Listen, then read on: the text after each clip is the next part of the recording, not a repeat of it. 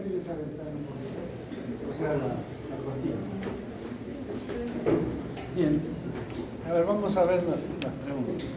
Dice, la teoría reformista sostiene lo siguiente, que el número de niños disminuye a medida que las familias tienen empleo y aumenta la calidad de vida, ¿no es cierto? Esa es la correcta. La transición demográfica se define a que la tasa de mortalidad cae a medida que aumenta el acceso a la medicina. Hoy tenemos en el futuro, en 2050 y Perú, ¿qué es lo que aumenta? Aumenta la tasa bruta de mortalidad. Todos los demás están equivocados. Por ejemplo, disminuye la población. No, la población sigue creciendo.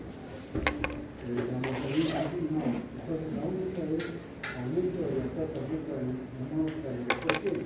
Porque parece que la población sigue creciendo. Cada vez hay muchos más gente. Y la mortalidad aumenta con el número de personas vivas.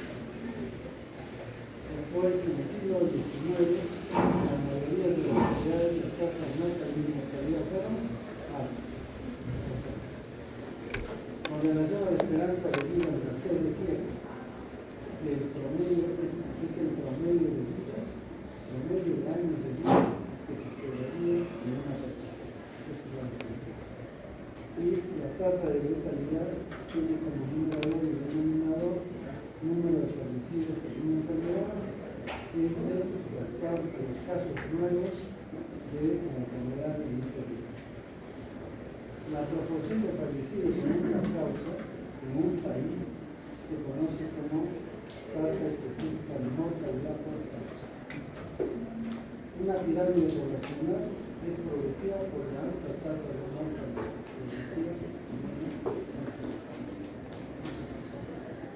En realidad, en relación al uso de tasas estandarizadas, la población, para el cálculo de las definiciones esperadas, se usan las tasas reales y la población estable. En el Perú, en la década del 40, es lo que había, tasa de crecimiento poblacional baja. ¿Por qué baja? Porque tanto la tasa de natalidad como la tasa de mortalidad eran altas. Estábamos empezando en la transición demográfica. Y en cuanto a esta tablita, ¿qué es lo que tiene mayor problema con esta enfermedad? Tiene que considerar siempre la tasa, no el porcentaje, sino la tasa. Y la tasa es el punto. Perdón, de adolescentes. ¿Cuál es el grupo que tiene mayor letalidad? Es más fácil, adulto mayor. La tasa global de descubrimiento es 8.1. Y en la probabilidad de estar enfermo, dado que tiene una prueba positiva, se conoce como valor productivo positivo.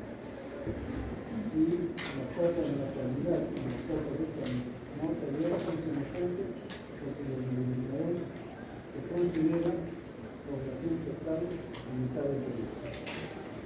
Y finalmente, la densidad poblacional es el número de habitantes por kilómetro cuadrado. Entonces, ahora pensar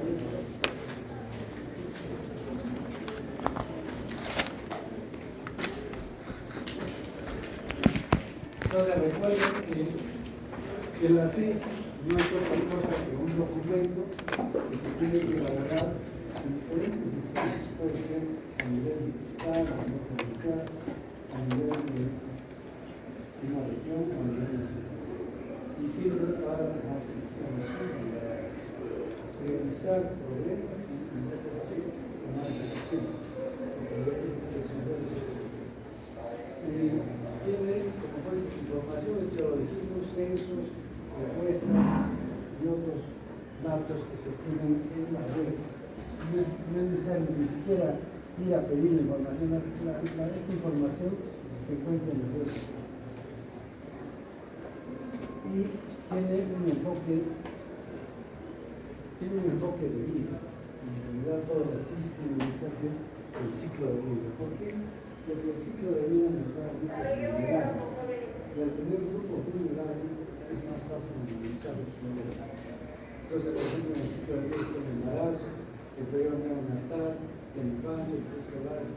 docentes, etc. De todo este tipo de proyectos. El mismo intercambio de niños, por ejemplo, que nos están viendo, cada grupo tiene problemas propios. Bien, entonces para el análisis de estos, bueno, el ciclo de vida ya saben, esto ya les he explicado, ¿no es cierto? ¿No? Sí. ¿Cuáles son los principios? En primer lugar, las intervenciones tienen un impacto acumulativo. ¿Qué quiere decir? Si nosotros trabajamos con niños o escolares, con una buena nutrición, esos niños van a tener un buen desarrollo físico y mental. Pero si no descuidamos la alimentación del niño, del infante, del niño, del escolar, esto futuro vamos a tener problemas porque no hemos alimentado bien, porque no lo hemos criado bien, etc. Por eso es que los padres tienen que hacerse cargo, los madres, tienen que hacerse cargo del niño, ¿no? Tienen que darlo a la abuelita, a los vecinos, a la mamá empleada, a la eso se hace, pero cada vez los países están dando cuenta de que esto no es correcto, porque los niños también se tienen problemas, tanto físicos como mentales. Entonces, de todos los países industrializados, con mejor nivel económico, están dando licencias a los madres para que se quede con el niño por los mismos 6 meses. Pero eso no se da acá, ¿no es cierto? ¿Cuál es el descanso? Los días se quedan, ¿no? Entonces, en un poco tiempo dejan el niño y preparan el niño. Entonces, un niño es un bien especial que da tiempo. Entonces, por eso los países están haciendo lo imposible para dar licencia. En otros países, como Europa, por ejemplo, dan licencia, en Europa en general, dan licencia paternal y maternal. Para que el padre se quede, entonces el padre pide su licencia después de que ha tenido la madre, entonces el padre quedamos 6 meses y no 9 meses. Entonces así está creado el modo. Entonces esto es que las intervenciones tienen impacto acumulativo. Las intervenciones prioritarias son necesarias para mantener el impacto en el Estado. Ya lo hemos mencionado. Estos grupos tienen intervenciones prioritarias que hay que hacer para poder mantener el estado de salud. Las intervenciones en una generación acarrean beneficio a las generaciones siguientes. Si tenemos una madre educada, bien alimentada, ¿cómo va a ser ese niño pequeño? También va a ser bien alimentada, bien desarrollada. Entonces, si es una madre que no ha tenido educación, que está desnutrida, el niño también va a estar así. Entonces, una generación lleva como consecuencia los problemas a otras generaciones. Y finalmente, el enfoque facilita la identificación de riesgos para la familia. Este enfoque por grupos hace que uno vaya a una familia y ya sepa qué problemas puede haber de acuerdo a los componentes de esa familia. Si son muchos niños, si son adolescentes, etc., ya sabe qué problemas puede ser finalmente. Eso es el impacto o los principios, perdón, de los ciclos de vida. Bien. Aquí sí ya vamos a ver el análisis de los factores condicionales. O sea, ¿qué factores condicionan la salud de una población? Entonces son 4 factores, ¿no es cierto? El entorno geográfico. ¿Qué es importante el entorno geográfico? Porque condiciones enfermedades, por ejemplo, las enfermedades de altura, las enfermedades de células, etc. Eso es el entorno geográfico. El entorno geográfico también es nivel en una ciudad, en un polo de desarrollo, nivel de delincuencia, etc. Es sumamente importante el entorno. Y la población, ya sabemos, el conocimiento de la población, pues hemos hecho es importante para saber qué problemas de salud. Recuerdan, ¿no? Una pirámide poblacional, por ejemplo, regresiva, tiene una patología totalmente diferente de la composición de la población general. Otro factor que determina el estado de salud es la educación. Claramente establecido en la educación y la condición social. La pobreza, la extrema pobreza que lleva al deterioro de la salud de la población. Entonces, se analiza cada uno de estos factores condicionantes en el CIS. ¿Y cómo se analiza? Cada componente, por ejemplo, en el entorno geográfico, no vamos a entrar en el detalle de cada cosa, pero es necesario que conozcan que el entorno geográfico tiene todas estas variables: superficie, ubicación, referencia, región, topografía y clima. Cada uno de ellos es importante para analizar dentro de lo que es el entorno geográfico. Y entonces tenemos los indicadores, ¿no? Cada variable tiene un indicador.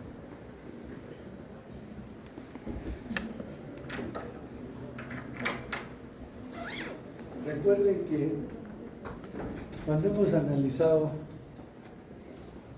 para hacer una investigación hacemos la operacionalización de variables, ¿sí? Es importante porque ahí nos dice qué indicadores tenemos que poner. Y de estos indicadores, que son muchos, tenemos que elegir algunos que sean los más importantes para el entorno geográfico. Y eso se llaman indicadores trazadores. Entonces los analizamos todos, sí, pero después escogemos los más importantes.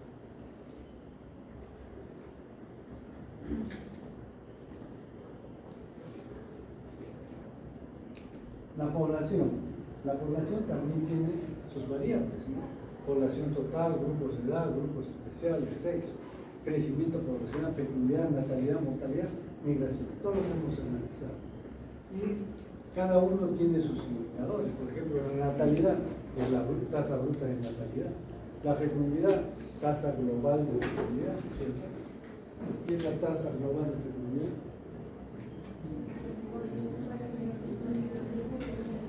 ¿Cuántos hijos en primer tiene una mujer? ¿Cierto? Entonces, ese es el indicador de la fecundidad.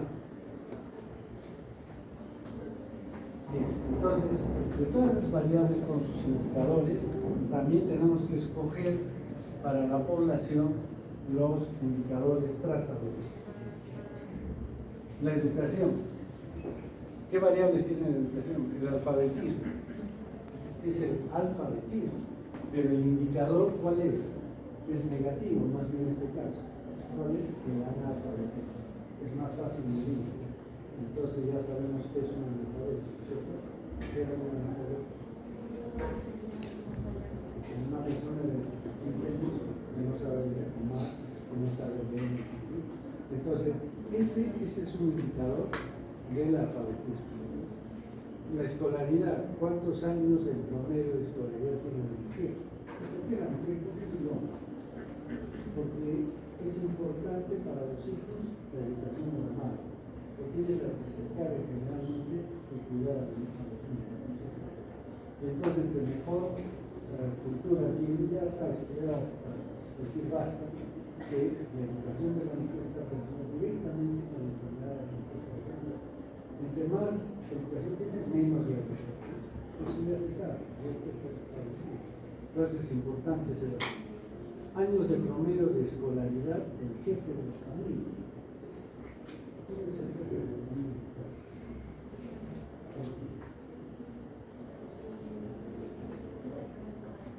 Muy bien. La que toma decisiones es la jefe. ¿Cierto? ¿Sí o no? Entonces es importante esto. Y la educación. Si, digamos, quien toma decisiones es una persona que no tiene educación, que no tiene conocimiento de cómo debe educarse a los hijos, etc., es esa familia. La clásica, el clásico ejemplo es que si el padre toma decisiones y dice, bueno, este fin de semana voy a invitar a mis amigos y va a comprar 5 cajas de cerveza. Entonces, si él toma decisiones, no es básico, ¿no? Pero si la madre toma decisiones, le decimos que necesitamos más bien fruta, carne, pescado para los niños, en vez de que compre cerveza, compremos esto. ¿Por qué? Porque la madre sabe que es más justo eso que comprar cerveza. Entonces, es importantísimo. Pero si la madre es ignorante, acepta una cerveza. Entonces, la educación del jefe de la familia es uno. Por eso ese dato es un indicador. Y bueno, la deserción escolar, etc. Y porcentaje de la población con educación superior. ¿Sí? Por ejemplo, la tasa de natalidad, la tasa global de fecundidad, población, aquí está. La tasa global de fecundidad, celebración, a la educación de la madre, del padre, de los dos. ¿Sí? Entre más educación, ¿qué pasa? ¿Tiene más hijos o menos hijos? Entonces, está muy relacionado.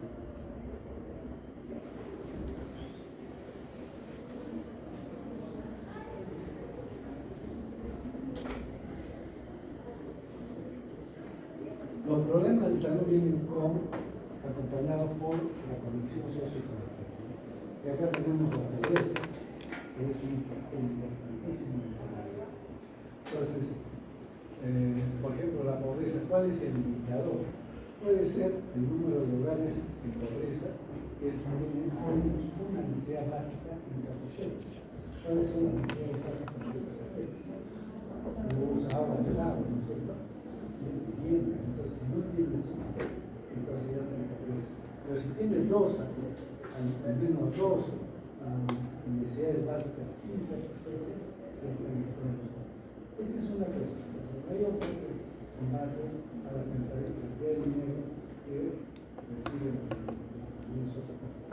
Entonces, este indicador es de pobreza y desigualdad.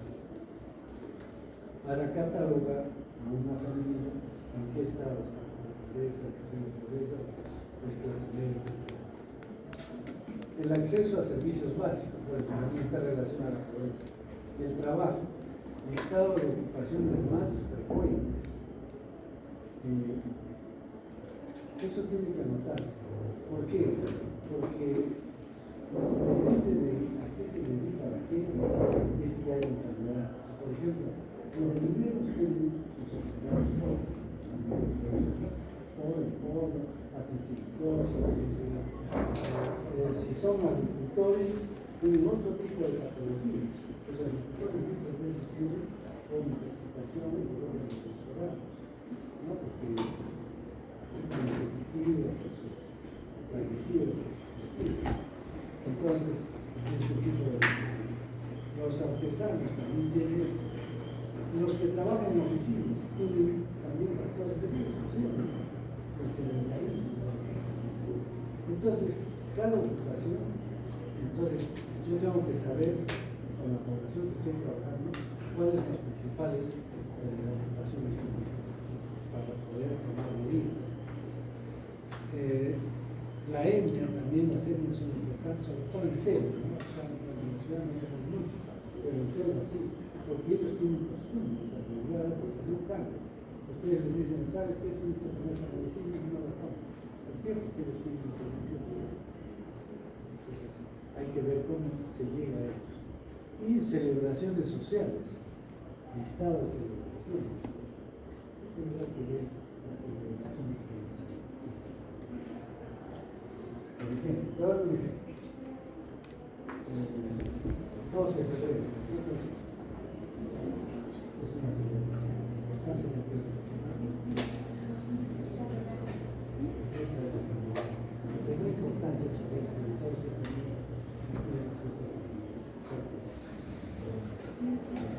entonces hay mucho alcohol, hay mucha gente peleada, hay violencia, ¿no es cierto? Porque es una fiesta religiosa, pero si hay licor, hay violencia, hay accidentes, hay alcoholismo, etcétera, etcétera.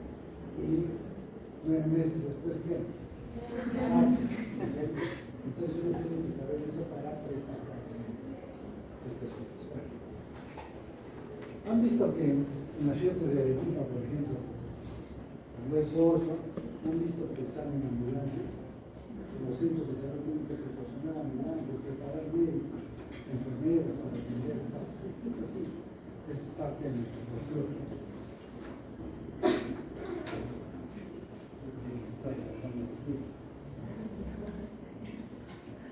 Entonces, de todos estos, que son factores condicionantes, se eligen estos que son los indicadores trazadores.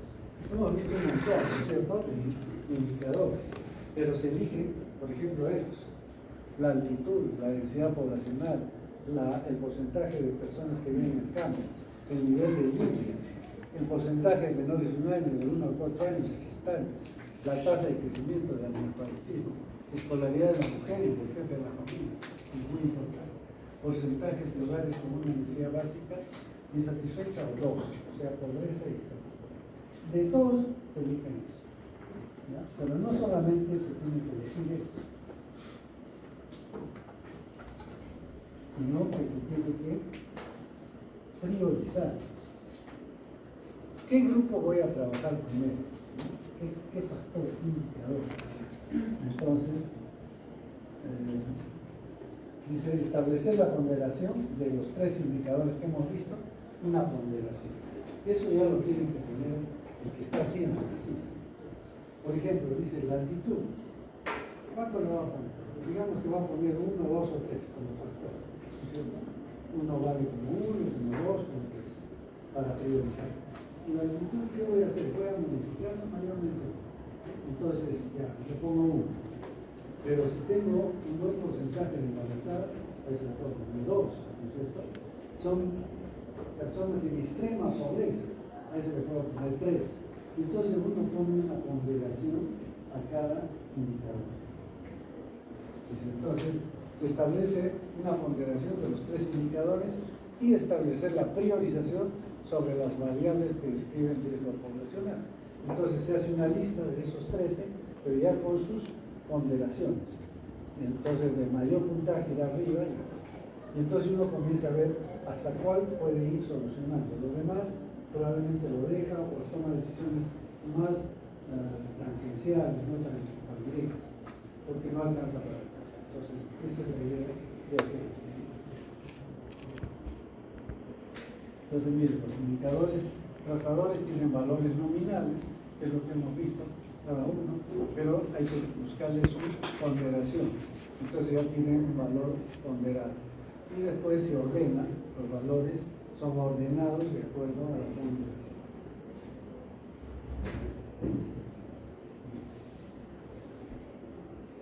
Por ejemplo, se puede considerar grupos específicamente predeterminados, por ejemplo, el grupo infantil, materno, el grupo de enfermedades transmisibles, el grupo de enfermedades asociadas a pobreza, ¿no?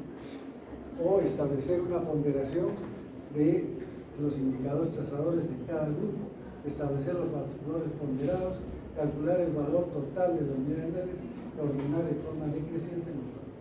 De esta manera se establece el riesgo poblacional para los determinados grupos. Entonces, esta es la manera de hacer el acceso. Lógicamente, estamos haciendo en forma general. El detalle ya es más, cuando ustedes tengan que hacerlo, hay una guía que permite hacer todo.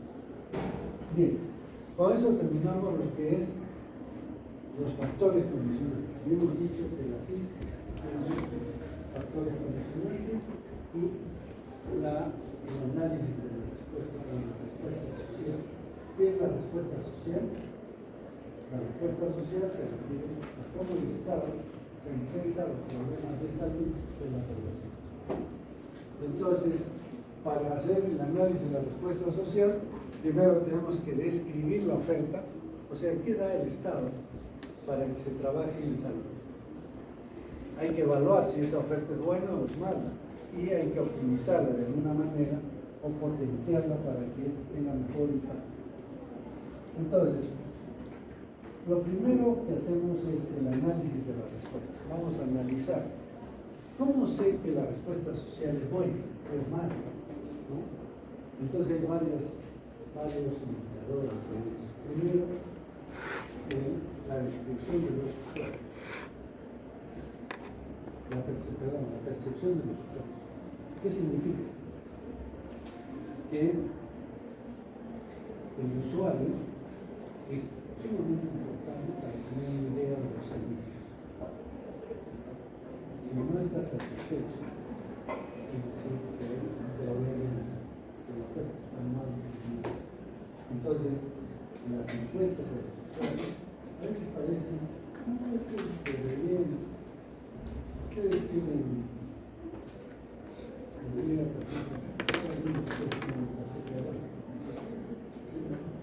les llega una encuesta, ¿no? ¿Qué tal la atención atendiendo en cajeros de mar? Continuamente. Es un momento importante para mejorar el servicio.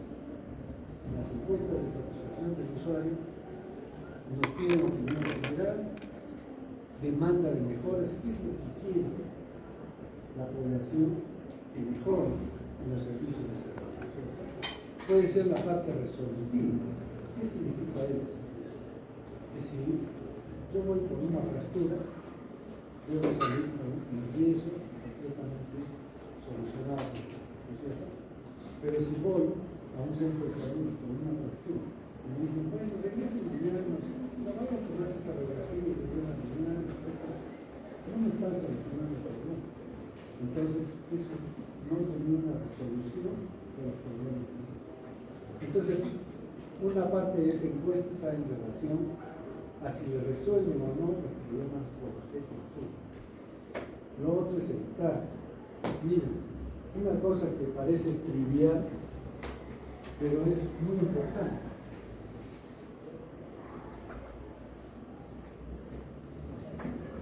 Y esto va como información también. Ustedes van, digamos, son pacientes, no son médicos. Están esperando sacar su registro, o simplemente, no sé si les referí lo que sucedió en el hospital de Milwaukee. Un señor llega con dolor precardíaco y entonces quiere entrar a emergencia porque está con un dolor precardíaco. Y el vigilante tiene que chimar, una palabrita de San Luis de no tiene que seguir, ¿no? Se casa. Y este guachimán agarra y le dice, se llama su DNI. El otro se busca y no lo tiene. Y entonces le dicen, no lo pueden atender. Él decide, el vigilante de la puerta, decide si le van a atender o no lo van a atender. Le dicen, no lo vamos a atender, si es que no trae su DNI. Y entonces el hombre, ¿qué hace? Dice, no van a atender, pero yo necesito atención. Toma un taxi, se va a su casa, saca su DNI, toma otro taxi y regresa. Y viene el camino que le va a infarto. Entonces, ese es un buen trato. En primer lugar, el vigilante es un vigilante. No puede él decidir quién entra a utilizar. Para eso está el triaje. Si uno entra al triaje y dice, tiene que hablar con el examen, el potencio, etc., entonces inmediatamente su DNI no lo trae, bueno, pues su familia lo trae, ¿se dan cuenta? Entonces el trato es sumamente importante en la funcionalidad y eso hay que pensar. Otra forma de trato. Santiago. Entonces él está formando su cola y el médico sale, Santiago. Eso es correcto. Yo he escuchado el reclamo de un señor que era militar, un nivel bajo, ¿no? Que era sargento. Y entonces lo llaman y le dicen, Juan. El padre del doctor, Juan es cualquiera. Por lo menos en el ejército me decían sargento Juan Pérez. O sea, ese es el Juan, ¿no es cierto? ¿Qué debe decir? ¿Qué deberías decir? ¿Cómo le van a decir? ¿Así? ¿Juan Pérez? Señor. Paciente Juan Pérez, el señor Juan Pérez, ¿no es cierto? Miren, una cosa que es ideal, aparentemente no tiene importancia, cuando uno ya tiene la rutina, pero para el paciente sí importa. Recuerden que son pacientes que tienen problemas, entonces eso es sumamente importante. Entonces eso también se evalúa el trato. El costo, que se vive. Entonces por eso hay seguro, puede hacer la persona, etc. Pertinencia a las necesidades de salud.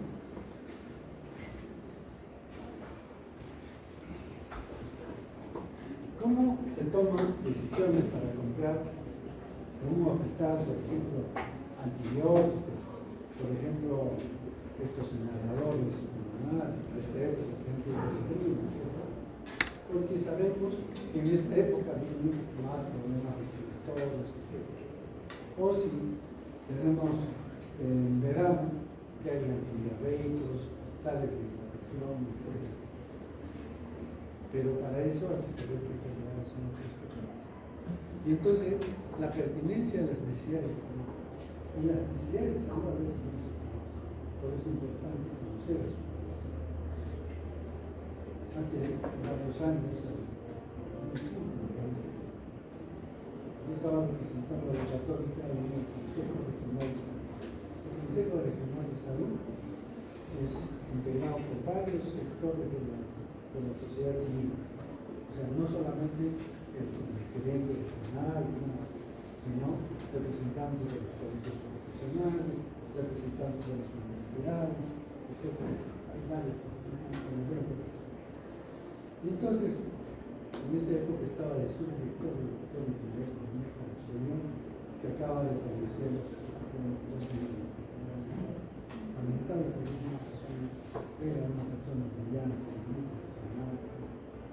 Bueno, entonces ayer hicimos una encuesta regional de salud para ver qué necesidades tienen los pobladores, no solamente revisar las hojitas de atención y decir, tienen tal, etc. Entonces, eso se hizo a nivel de distrito, por cada distrito, y se hizo una encuesta con personal de salud. ¿Y qué reveló? Cosas interesantes. Esto es una sola. En un distrito de la provincia de la Unión, que es una de las provincias más pobres, ¿saben cuál era la necesidad de salud más importante en ese distrito? No se imaginarán qué es. Es una ciudad, es un distrito pobre, ¿no? El alcoholismo. Eso no figura en los. ¿Acaso yo he puesto ahí las enfermedades del alcoholismo? No figura. Y entonces el alcoholismo era lo más importante para ellos. ¿Por qué? Porque eso significaba que no tenían recursos económicos, que había maltrato a la mujer, que había violencia, etcétera, en la población, todo por el alcoholismo. Y entonces, esto es importante, pertinencia de las necesidades de salud. Y la integración con la comunidad. El trabajo a nivel de los centros de salud tiene que hacerse con representantes de la comunidad, porque ellos nos traen información que a veces no se tiene. Entonces es importantísimo la participación y también para tener más ascendencia con la población. Sobre todo en zonas, por ejemplo, donde hay etnias diferentes, uno tiene que conquistarse a los líderes de la población. Si no se conquistan los líderes, y esto lo repetimos, ustedes van a ser seguros, a sitios alejados, tienen que hacer eso, tienen que aliarse con líderes de la comunidad. Si no les hacen la vida imposible, y lo saben, y no los dejan. Bien.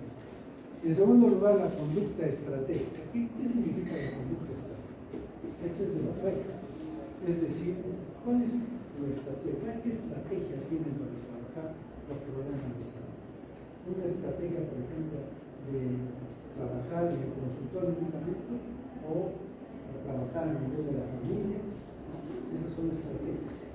O trabajar principalmente las enfermedades infecciosas o las enfermedades degenerativas, crónicas. Son estrategias que tienen que tener un sistema. Esas estrategias para ver si corresponden o no al tipo de población que tenemos.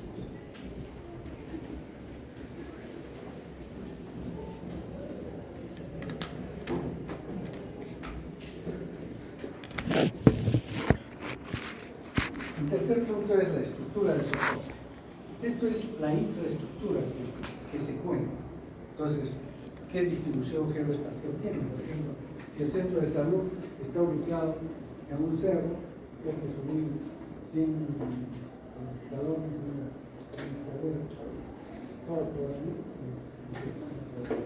Entonces, un centro de salud tiene que estar ubicado en la forma más adecuada para que tenga un acceso. Recuerden que estamos hablando del acceso geográfico a servicios. Si no, no va. Luego las distancias y los tiempos. También tiene que haber una equidistancia para que toda la población pueda cumplir ese servicio. Si está muy alejado ahí. Y los riesgos físicos y ambientales, ya saben, quebradas, tormenteras, que pueden causar problemas en época de lluvia, terremotos, etc.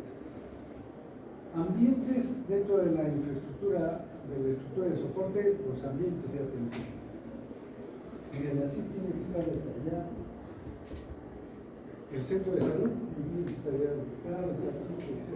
Pero tiene que saberse cuántos consultorios tiene, cuántas salas de hospitalización, salas de parto, salas de operaciones de motivos, laboratorios, rayos X. Entonces, si no tiene alguno de estos, tenemos que ver la forma en la que estamos invirtiendo, conseguir, yo no sé cómo hacer una rica, un ecólogo, que es sumamente importante con los servicios. Entonces, de acuerdo a esas necesidades, uno va viendo qué es lo que tiene y qué es lo que necesita. El equipamiento médico, ya ustedes saben lo que tienen que haber, ¿no? Un equipo de cirugía menor, un tensión, un microscopio, un laringoscopio, etcétera, etcétera. Financiamiento, cuánto del presupuesto es el asignado y el ejecutado. Muchas veces, si uno se hace cargo ya de forma, digamos, de administración de un servicio de salud, va a tener que manejar un presupuesto. Entonces, muchas veces dicen, no tenemos dinero, pero les dan, por decir, 10.000 soles y al año devuelven 1.000. O sea, no hay gastado, no hay capacidad de gasto. ¿Por qué? Porque a veces también la parte administrativa es complicada, no saben hacer los requerimientos, no saben hacer los cosas. Entonces hay que aprender a hacer eso. Y la cantidad de medicamentos de que se dispone. Porque todo eso es oferta de la respuesta social. Recursos humanos, por ejemplo, médicos. ¿Cuántos médicos hay en los servicios? ¿Con cuántas enfermeras contamos? Doctores, etc. Organización de la complejidad. Diagramas de perfiles de complejidad. Entonces, esto ya está establecido a nivel de todo el ministerio. Hay servicios de salud nivel 1, 2, 3, en cada uno hay categoría A, B, C, etc. Entonces, eso es lo que hay que poner el perfil de lo que tenemos. Y diagramas de redes de servicio. Por ejemplo, aquí en Arequipa, la red Calioma Paradigma. Todos estos trabajan con el hospital de Benítez. Mientras que Panamá o Vivienda trabaja con Memoria Real. Entonces son redes de referencia y de contrarreferencia. Esas redes tenemos que tenerlas presentes. La producción. Producción es la cantidad de actividades que desarrollamos. Por ejemplo, atención ambulatoria. ¿Cuánto de atención ambulatoria? ¿Cuánto de atención de emergencia? ¿Cuántas hospitalizaciones? Intervenciones clínicas o quirúrgicas, etc. por año. Eso se tiene que hacer. Bien. Esto entonces, esa es la organización de la complejidad. Y evaluación de los servicios de salud. Consulta externa. Por ejemplo, ¿cómo yo sé que una consulta externa está trabajando bien? Tengo que ver la concentración de consultas. ¿Qué quiere decir? ¿Cuántas consultas tengo por día o por mes? Ya establecido. Utilización de los consultores. Si tengo 3 consultores y solo estoy utilizando uno, estamos desperdiciando la vida. Entonces, eso se tiene que tener, cómo se utilizan estos conductores. Rendimiento hora media. ¿Cuál es el rendimiento de hora media? ¿Cuántas consultas puede hacer un médico de cada vez? 12. Si sabemos que tengan piedras acá, que tienen carreras, cuatro atenciones, consulta por hora. ¿Cuántas horas trabajan en el médico? ¿Ah? Cuatro. Trabaja 6 horas diarias.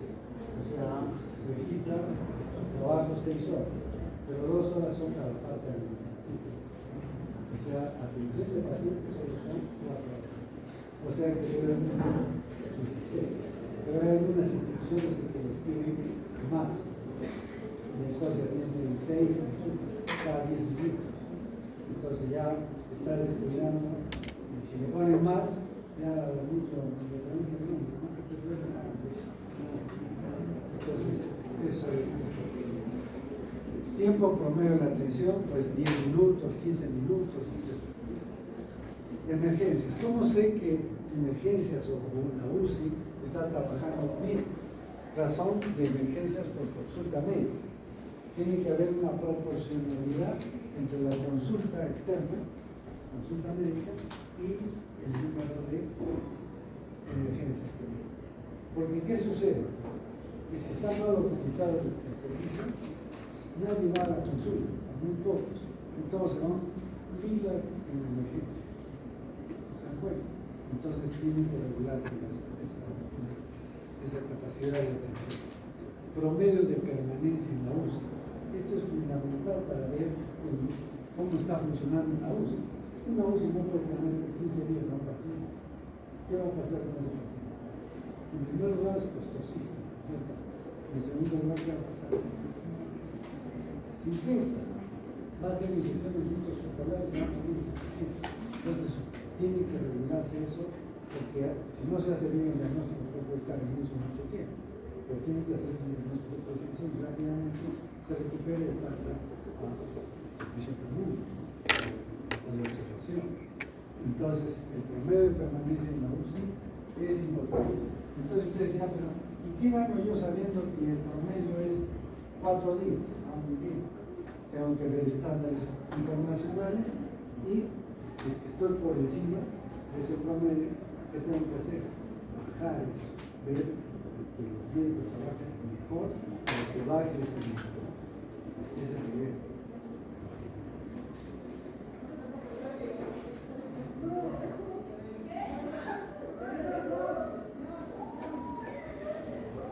Igual, el centro quirúrgico, rendimiento de sala de operaciones, porcentaje de emergencias, pacientes, porcentaje de pacientes complicados. Esto es importantísimo. Si el porcentaje de pacientes complicados es alto, ¿qué significa? Que hay problemas de bioseguridad en ese centro quirúrgico. Entonces hay que corregir eso. En farmacia se le mide su rendimiento por el número de recetas dispensadas. ¿Qué pasa si llegan a una farmacia 100 recetas y a la mitad le dicen, ¿sabes que no tenemos la receta? Quiere decir que esa farmacia está correcta. Tiene que tener un alto número de personas para cubrir las recetas que consumen. O si no, coordinar farmacia con los médicos para que tengan todo lo necesario de recetas.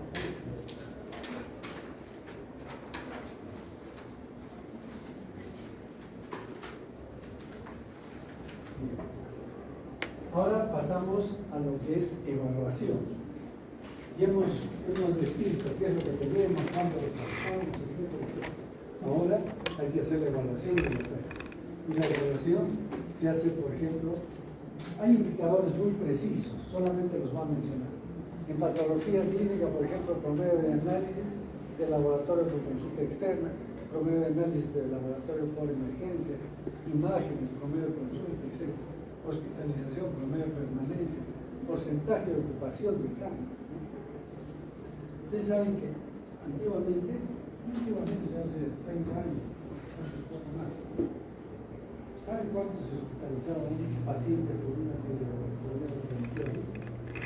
Estaba un mes, a veces más. ¿Por qué? Porque lo hospitalizaban al paciente. Y una vez que lo hospitalizaban, recién le pedían examen de orina, hemograma, etcétera, pruebas para la ecografía, etcétera. Y iba resolviendo sus análisis poco a poco. Una semana terminaba, ya está terminada, ya. ¿Qué hacía el paciente ahí? Era como un hotel. Tenía donde dormir, fue comer, pero no le hacían nada, solamente nada. Y después le hacían una cirugía abierta, y entonces el paciente se complicaba con una infección, y estaba más tiempo, 2 meses hospitalizado. Ahora, ¿cómo es? Ya viene con todos sus análisis y el día que se hospitaliza, se lo aprueba. Y entonces miren cuánto se ahorró en camas, etc.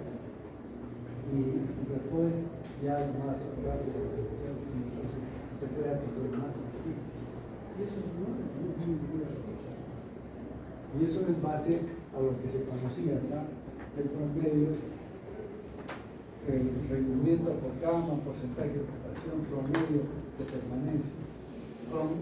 Otra forma de valorar la hospitalización es porcentaje de diagnósticos confirmados. Ustedes ya han hecho esa biología, se han visto historias. El paciente entra con una nota de ingreso, ¿no? Y ahí ya viene un diagnóstico, ¿sí? Es el diagnóstico de ingreso. Y cuando se va, ¿qué se hace? ¿Qué documento se hace cuando se va a la crisis? Y entonces la crisis también va diagnóstico de ingreso, diagnóstico de ingreso. Y eso es el tabú. Entonces, ¿qué pasa si el 80% de diagnósticos de ingreso no coinciden con los de ingreso? Tengo que capacitar a mi ¿sí o no? Porque no están aceptando uno. Y entonces, una cosa determina que fuera otro. Entonces hay que mejorar ese servicio. Tasas de cesárea, por ejemplo. Solo en el Perú se hacen cesáreas a pedido, ¿no? Con la bebida. Doctor, quiero tener la cesárea. Que no es así. En otros países, mucho más adelantados, ¿no? El paciente no decide que le van a hacer cesárea. ¿Quién decide? El estado del paciente, ¿no? Entonces, no, se le hace una infusión a todas las cesáreas. ¿Por qué? Porque la cesárea es un ingreso muy grande y además es mucho más costoso, más tiempo de hospitalización. Entonces, no debe hacerse así. En ningún país se va a hacer así. Acá tenemos porcentaje de cesárea de 30-40%. Bueno, también hay cuestiones económicas.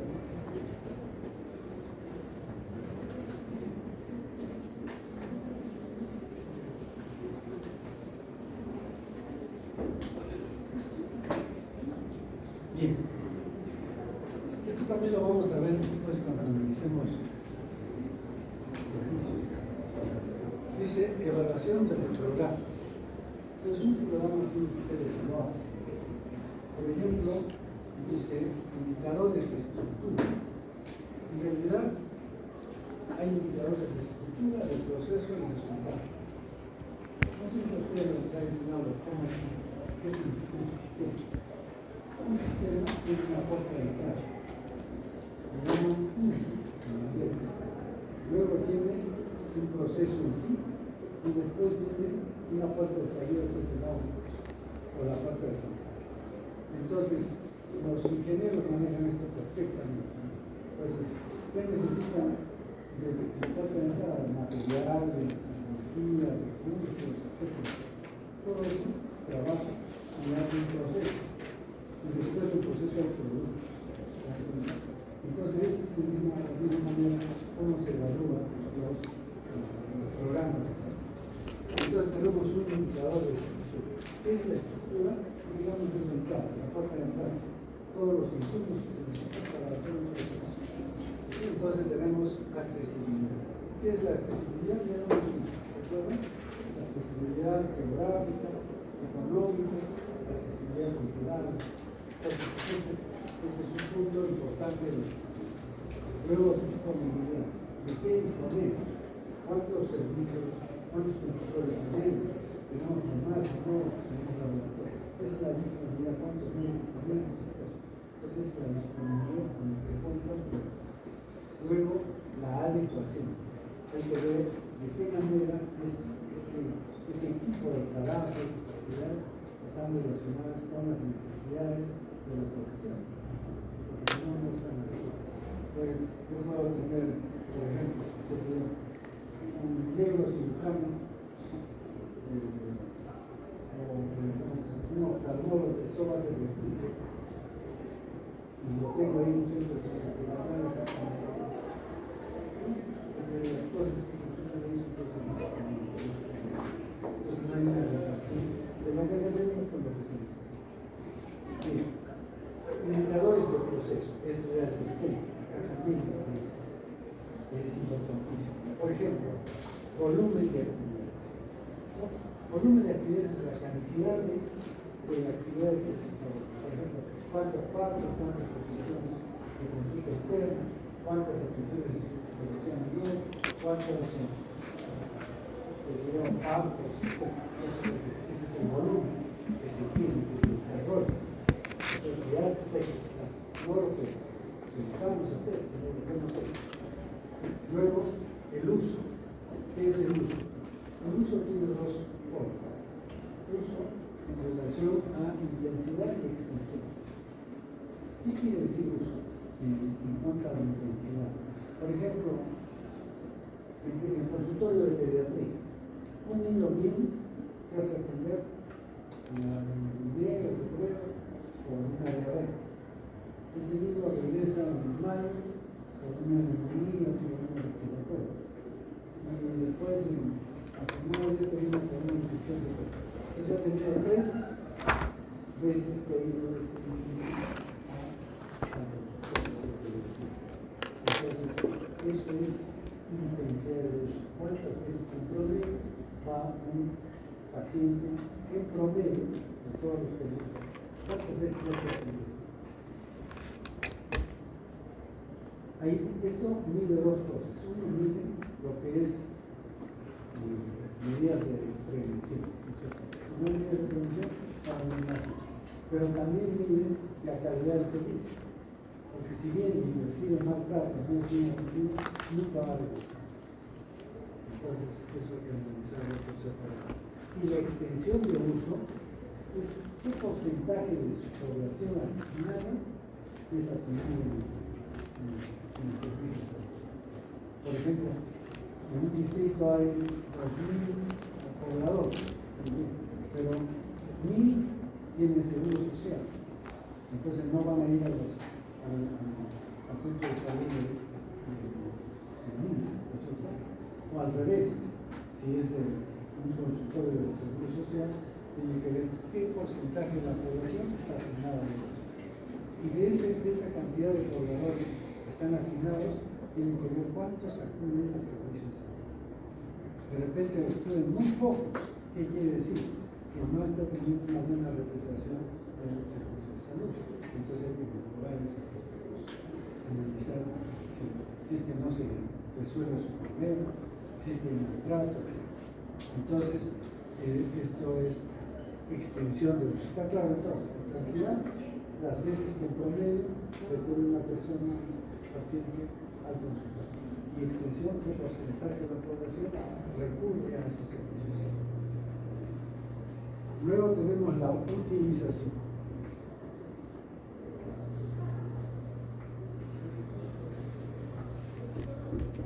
Utilización es, por ejemplo, si yo tengo 2 médicos y tengo en promedio 16 atenciones diarias, ¿qué significa? ¿Cómo está esa utilización? Está a la mitad, ¿no es cierto? Porque si tengo dos médicos, debería tener 32 extensiones. Si solo estoy atendiendo la utilización de los recursos que tengo no está al máximo, no puedo darse al máximo todo el tiempo. Entonces, ¿qué tengo que hacer?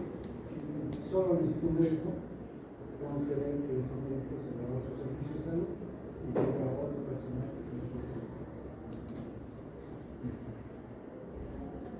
Productividad. Acá es lo que en realidad debería de producir un recurso humano. Por ejemplo, le pongo a un médico, ¿cuál es su productividad? 4 pacientes por hora, ¿no es cierto? Esa es la productividad. Entonces veo si se está cumpliendo eso. Y en relación a eso, tengo que ver el rendimiento.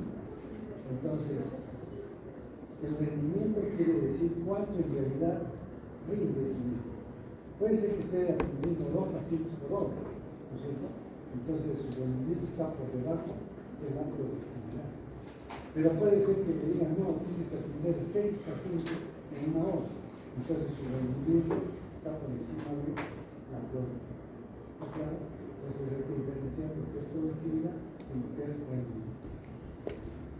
Luego viene calidad. Porque la calidad ya tiene varios, hay desde el ISO 9000, hay ISOs, son normas de calidad internacionales que miden la calidad de un servicio. Pero también se puede medir la calidad del servicio por encuestas al usuario, ¿no? Y también se mide por la capacidad de resolución, por ejemplo, diagnósticos de ingreso y egreso, eso que está midiendo la calidad del servicio. Entonces hay varias formas de medir la calidad del servicio. Indicadores de resultados. Esto es importante tenerlo porque al final nosotros tenemos que mostrar resultados por lo que trabajamos diariamente. Entonces les voy a poner un ejemplo que es en relación a vacunas, el programa de vacunas. Entonces, el primer punto dice cobertura, ¿no es cierto? ¿Qué es la cobertura? Digamos que en el distrito, en el área que atiende el servicio de salud, hay 1000 niños, ¿no? Entonces yo debería de tener 1000 niños para vacunar, ¿no? Entonces debería de atender a 1000, pero solo atienden a 900. Entonces, ¿cuánto es mi cobertura? 90%, solamente el 90%.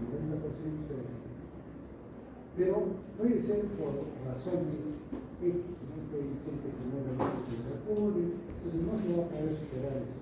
Pero eso es mi cobertura. Perfecto. Luego viene la eficacia.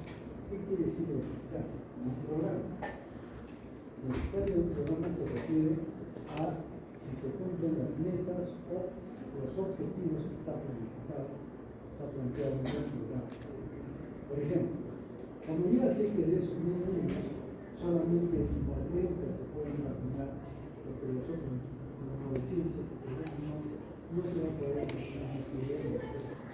De repente tienen que ser particulares. Entonces, mi meta es vacunar a ese 90%, 900 particulares. Entonces, si yo vacuno a esos 900, mi programa ha sido 100% eficaz. Y de ahí voy sacando los porcentajes de eficacia.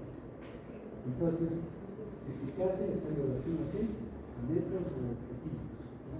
¿Qué planteamos? En segundo lugar, eficiencia. ¿Qué quiere decir eficiencia?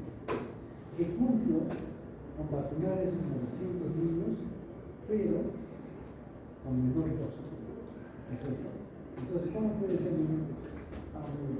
El domingo vamos a vacunar, pero en el servicio solo tengo 2 enfermeras, las que vacunan son enfermeras. Entonces, ¿qué hago? Tendría que contratar más enfermeras.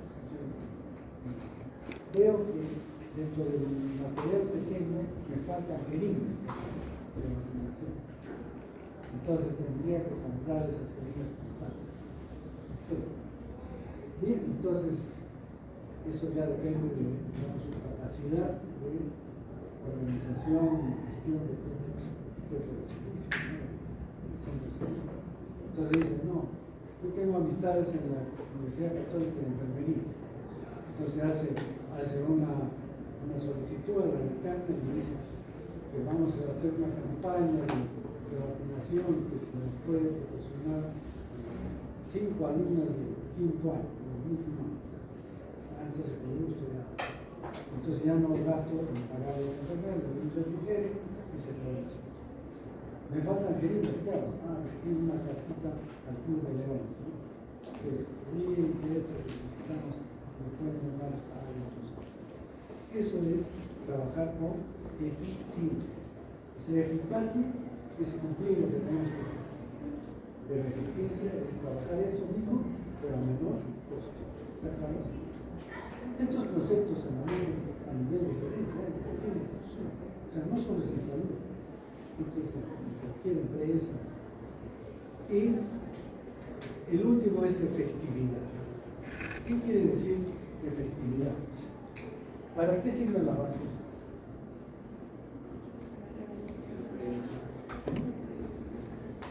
Para que la gente no se enferme, ¿sí? Entonces, si yo he vacunado a 900 niños contra la varicela, ¿qué quiere decir? Que ninguno de ellos debe tener varicela.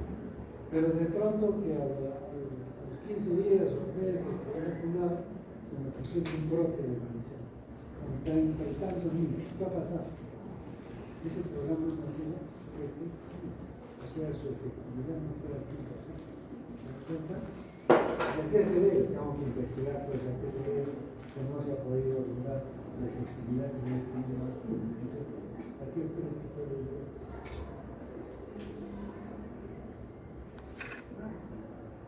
¿A qué puede deberse? Muy bien, la cadena de frío no se ha mantenido. Entonces los he vacunado, les he puesto la vacuna, perfecto, todo, pero les he puesto una sustancia inactiva, ya no funciona. Entonces, ¿se dan cuenta? Entonces, eso para valorar un programa, estos 4 factores, cobertura, eficacia, pero para eso es producto. O sea, no es el proceso, sino el producto que debería tener. Entonces, cobertura, eficacia, eficiencia y efectividad.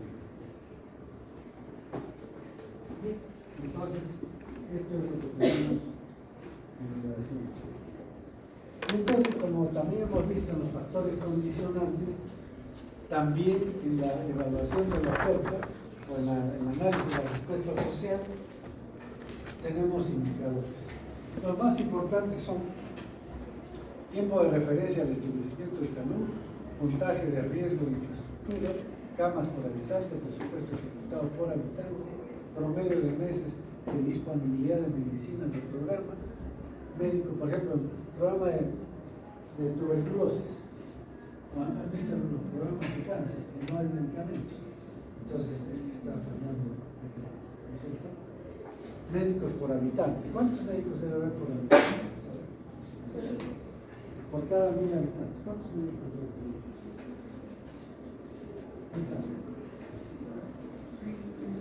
Y en Arequipa se sobrepasa, Lima se sobrepasa, Callao se sobrepasa, Tarqui se sobrepasa, pero Huancavelica está por debajo, uno está por debajo, Selva está por debajo. ¿Y cuántos se necesitan? ¿No saben? Pero para qué tienen una cabeza. Ya tienen tiempo. Ya no pueden tener en la cabeza todos los datos y tienen a la mano toda la información. ¿Cómo se dice?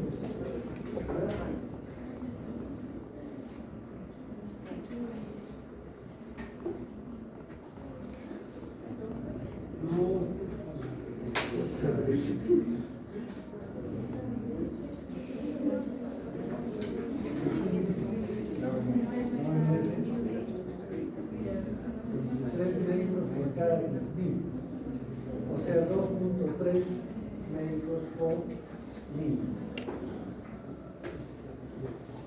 Entonces, vean, esto en algunos países es 1.7, pero a nivel mundial es 2.7. Entonces, eso es la cantidad de médicos que debe tener. Porcentaje personal no es asistencia, sino porcentaje personal asistencial. En un centro de salud, 15 personal asistencial. 15 personal asistencial. Médicos, enfermeros, arquitectos, doctores, ese es personal asistencial. ¿Y qué es el personal no asistencial? Secretario, campeona, qué sé yo, todo el control personal. Es que, ¿qué es lo que pasa? Si un servicio de salud es manejado por el personal, entonces, ¿qué es lo que hace el ministro del gobierno? Lo primero es pagar por lo que sea. Por favor, el curso de todas las tareas, no, etc. Y entonces, rápidamente se ve que todo el personal no asistencial aumenta. Nos ponen a sea por gusto, ¿no? Uno recoge el papel, lo da para allá, y cuando eso no le favorece al paciente. ¿Qué necesita el paciente? Personal asistencial. No necesita personal asistencial. Eso es lo mínimo que debe haber. Es como acá, ¿no? Por ejemplo, ¿cuántos secretarios tienen la facultad de medicina? ¿Cuántos tienen? 4. ¿Saben cuántos secretarios hay en la facultad de medicina?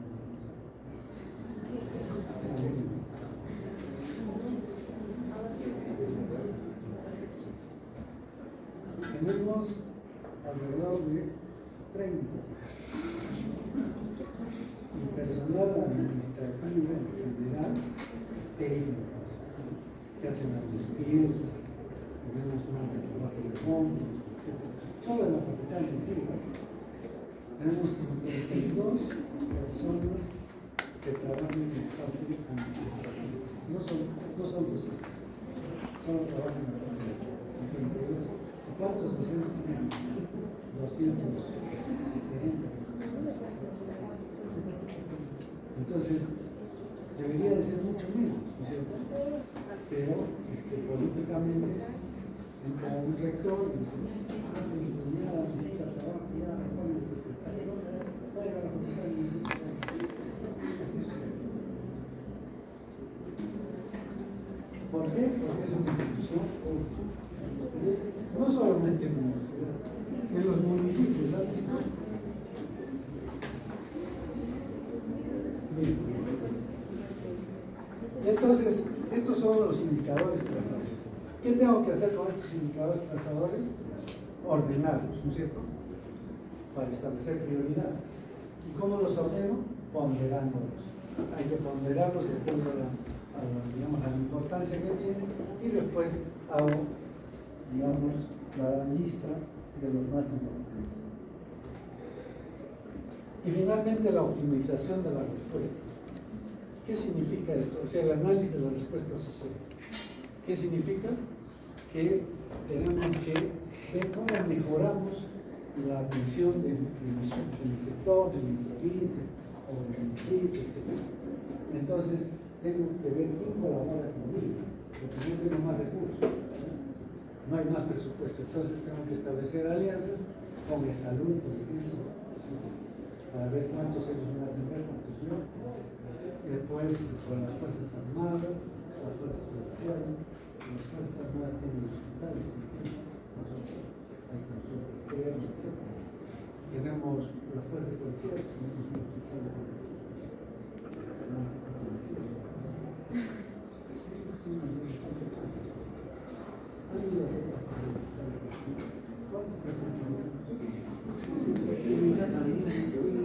Bueno, los privados también, entonces, y las ONGs y la iglesia. Antes las ONGs y la iglesia tenían muchos servicios de salud. ¿Por qué? Porque como el ministerio no cubría, entonces estos aparecieron, estas ONGs y la iglesia, y cada iglesia tenía su atención. Por ejemplo, vamos a decir, colegios, pero también tenía consultorios. Entonces, ¿pero qué hacían? cobraban una cantidad mínima, una consulta de 2 soles, qué sé yo, y tenía que pagarse los análisis. Entonces, era barato, entonces la gente iba a ver. Pero ahora, ¿qué ha sucedido? Con el CIS no pagan nada. Entonces, ¿para qué voy a pagar 2 soles si el ministerio me pagan de las empresas? Hasta medicamentos. Entonces, prácticamente la muerte de las mujeres y los sectores de la salud ya no se dedican. Bien. ¿Y qué otros sectores pueden ayudarme a solucionar los problemas de salud? Los municipios, ¿no es cierto? Por ejemplo, la municipalidad de Arequipa tiene un hospital, ¿saben? ¿Saben o no saben? ¿Qué hospital tiene la municipalidad? No saben. El hospital geriátrico es el municipio. Creo que ahora no han prestado a la de salud, pero ahora está para la salud, pero eso es del municipio. Al principio era gente del municipio, pagados por la municipio. Vivienda y construcción. ¿Qué hay que mejorar la vivienda? Lógicamente, entonces coordinar para hacer casas saludables. El PRONA, ¿qué es el PRONA? Bueno, ahora le han cambiado de nombre. Es el programa de nutrición alimentaria. Y los comedores populares que ayudan a la nutrición de los hospitales.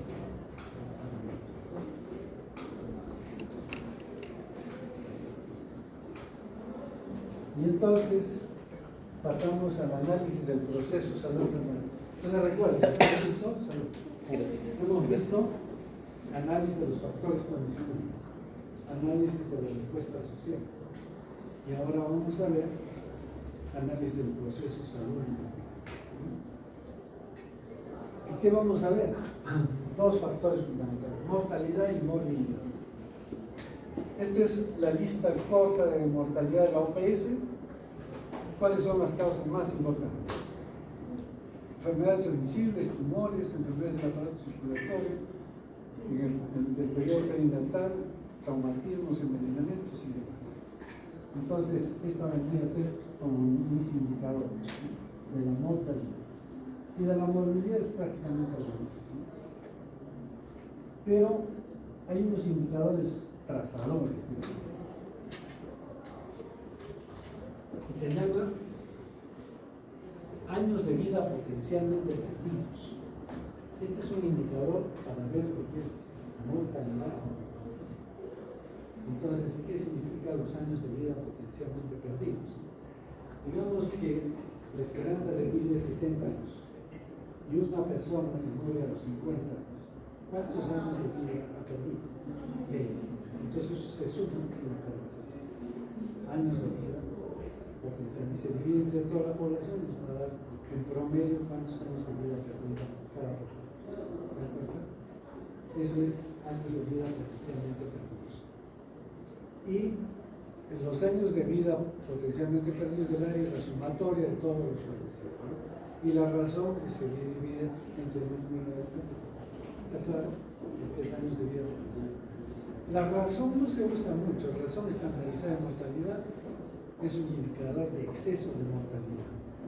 Es igual a las muertes observadas partido la tasa de mortalidad de la población. Un poco más complejo, ya menos especializado. Pero es que lo conozcan y que no y el otro, el último indicador que es el más preciso, que se usa actualmente más que los años de vida especialmente rápido, es la carga global de enfermedad.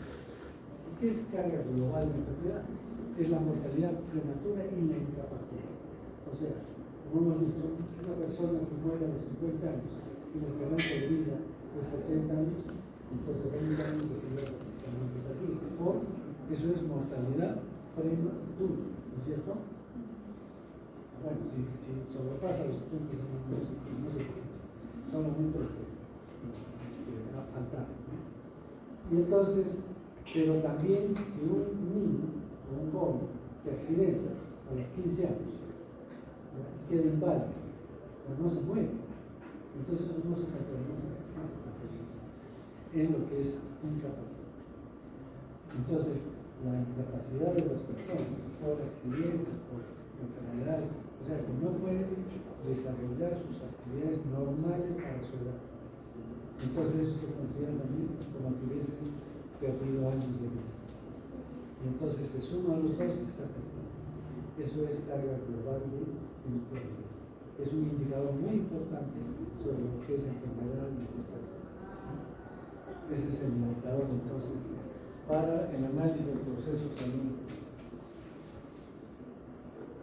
Y finalmente, este análisis del proceso salud-enfermedad tiene un ciclo que parte de una realidad. Esa realidad se obtiene, de esa realidad se obtiene datos mediante la CIS. Estos datos se consolidan y se convierten en información como los indicadores trazadores. Entonces ya tengo información. Esto se convierte en conocimiento. ¿Qué es lo que tengo que actuar? ¿Dónde tengo que actuar? Y se toman decisiones, se ejecutan esas acciones y va a cambiar esta realidad. Y al otro año, otra vez se analizará esta realidad y cada año se hace esto, ¿no? Ese es el ASIS. Es una realidad.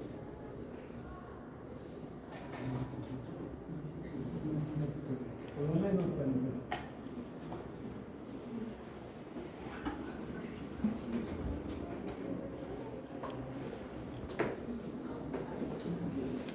Doctor, en la carga global de la enfermedad, las enfermedades crónicas no se toman en cuenta porque esas no afectan directamente a la vida como... Claro, por ejemplo, una enfermedad, hipertensión arterial, si te permite realizar tus actividades normales, no entra acá. Pero, por ejemplo, una parálisis cerebral o una hemiplegia o otros efectos así, o la ceguera misma, entonces ya no puedes desarrollar tus actividades normales, entonces entras a la carga global.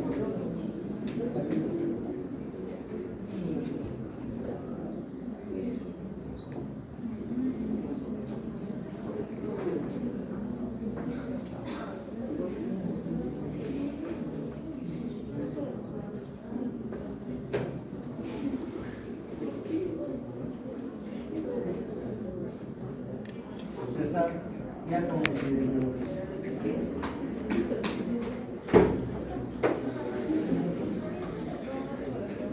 para entender lo que es epidemiología, tenemos que partir de los sistemas de salud. ¿Cómo está ido evolucionando los sistemas a través del tiempo? Imagínense, antiguamente, en 1500, ¿qué sucedía ahí? Lo que sucedía era que había un sistema mágico religioso. ¿Qué significaba? Que la enfermedad era un castigo. Entonces se consideraba como un castigo. Y entonces los que curan, como curanderos, ¿en qué se basaban para atender a los pacientes? En que tenían poderes sobrenaturales para conectarse con los dioses, con los poderes supranormales, y solucionar el problema de la salud. Pero ¿qué conlleva esto? Que no son responsables de la casa.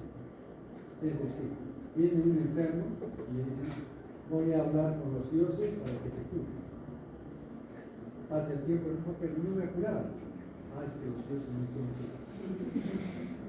Y eso pasa hasta la actualidad. Sigue el sistema mágico religioso que nosotros. Por eso existe la brujería, los chamanes, los curanderos, porque no tienen responsabilidad. Si ustedes no lo curan a un paciente y le cobran, los puede denunciar, ¿sí o no? O lo tienen mal, los denuncian y les hacen un juicio y les sacan una cara de plata y les meten a la cárcel. Pero a un curandero no se le puede decir eso. ¿Por qué? Porque él no es responsable del caso. Él está interviniendo, es un facilitador para que los dioses lo curen, nada más, un intermediario. Miren, ese concepto es importante. Por eso es que tiene permanencia. Y eso depende de la cultura de la persona. Lógicamente el plan militar. Ustedes van a recibir convocados, porque han sido atendidos con estas prácticas no científicas. Bien, después viene el sistema empírico. ¿Qué significa el sistema empírico? Yo les había dicho que lean el libro, el médico, no lo han leído. ¿Han leído? Entonces, esta novela narra de un joven, ¿no?, que quiere aprender a ser médico. ¿Por qué? Porque su madre muere, porque nadie la quiere atender. Son pobres, son migrantes, y se muere la madre delante del hijo niño. Entonces dice, tengo que aprender a cuidar para poder ver a estas personas que mueren porque no reciben necesidad. El cuento es que encuentra a uno de estos curanderos. No eran curanderos, eran ¿qué se llama? Los que sacaban muelas, era el barbero, curaban muelas, curaban fracturas, luxaciones, cosas quirúrgicas. Y también vendía sus pócimas, ese era el kilo, cualquier cosa que comía y vendía sus frasquitos que curaban todo. Y entonces, ¿qué se llama? Él se pega a este hombre, no lo quiere aceptar, que al final acepta. Y logra pues aprender a hacer estas cosas básicas. Pero es la historia de por eso quiero que lo vean. Y entonces, eso es el espíritu. Dice, uno aprendía de otro, ¿no? Las cosas, cómo iba aprendiendo. Pero ¿dónde aprendió? Él no fue a una escuela de medicina. Vio que una cosa le servía, la aprendió de alguien y algo así. Pero no sabía por qué. Pero actualmente sigue ese sistema empírico. Y si no vayan a una farmacia, se quedan paraditos ahí, no se dejan atender y esperan unos 20 minutos, comienza a venir gente. Y a veces viene gente con su tremendo carro, ¿no? Y viene y le dice al que atiende ahí que ni siquiera es farmacéutico. Es uno que limpiaba en la farmacia y que ya dice, ya se aprendió, ahora empieza a vender, ¿no? Y le dice, sabes que tú mal de la recetas. O sea, una persona que el dinero le dice a un ignorante, porque es un ignorante, le dice que le dé una receta. Miren la connotación social que tiene. Y entonces agarra y le dice, ya, tiene que llevarse este antibiótico, va a tomar 3 veces al día y esto es inflamatorio. ¿De dónde ha aprendido él? En forma empírica. ¿Por qué? Porque otro paciente trajo su receta, ¿no es cierto? Y le pregunto, ¿qué es lo que tiene? Y dice, tengo otra cosa. El otro también tiene dolor de garganta y el otro también, entonces eso es empírico. Pero ese dolor de garganta puede ser por un proceso inflamatorio bacteriano, viral, hongos, un tumor, etc. Eso no sabemos. Simplemente está quedando sin. Entonces, este es el problema del sistema empírico. Que se da en la actualidad. ¿Y cuál es el sistema científico? Es para lo que los estamos preparando. Por eso, así nos ocurre, ¿por qué tengo que aprender investigación? No es para que aprendan investigación, lógicamente que para puedan producir investigación, sí, pero no todos les gusta la investigación, ¿sí? O sea, todos están preparados para producir artículos, etc. Yo quiero ser médico, quiero tener ciencia. Pero ¿por qué se les insiste en esto? Porque tienen que aprender el método científico. Si ustedes no hacen el método científico en cada paciente, se pasan al sistema empírico. ¿Qué significa aplicar el método científico? Que en el paciente tengo que observar la anamnesis, el examen físico, tengo que hacer una hipótesis, tengo que plantearme unos objetivos para curar a ese paciente, ¿sí? Y tengo que verificar si esa hipótesis es correcta o no. ¿Cómo verifico si una hipótesis es correcta o no? ¿Ah? ¿Qué dice? ¿Cómo verifico si mi hipótesis fue correcta o no? ¿Se acuerdan que les he dicho? Diagnósticos de ingreso y de egreso. Entonces tengo que ver si el tratamiento que le he dado ya ha solucionado el problema, lo ha curado. Si no lo ha curado, ¿qué significa? Que mi hipótesis es incorrecta. Entonces tengo que modificar. ¿Es el método científico? No. Es el método científico. Entonces, eso tiene que meterse a su cabeza. El día que el método científico se salga de su cabeza y comiencen a hacer las cosas por rutina, o simplemente porque a mí me va bien con este medicamento, ¿dónde se acaba eso? Lo que ha pasado en todo, ¿de acuerdo? Que comenzaron a repartir los directivos, colegas.